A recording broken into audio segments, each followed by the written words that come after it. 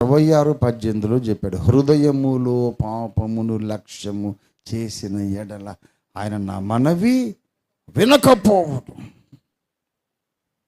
నువ్వు పరిశుద్ధత గూర్చి నీతులు గూర్చి నువ్వు నీతులు మాట్లాడి అనవసరంగా అందరి టైం వేస్ట్ చేయకు.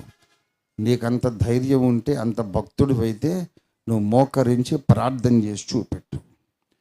నువ్వు ప్రార్థన చేసినప్పుడు కార్యాలు జరగాలి, ఆత్మల రక్షణ పొందాలి, సంఘాలు కట్టబడాలి. అప్పుడు ఒప్పుకుంటాం, దేవుడు నిన్ను ఆమోదించానని అప్పుడు ఒప్పుకుంటాం. కబుర్లు చెప్తే లాభం లేదు బాబు.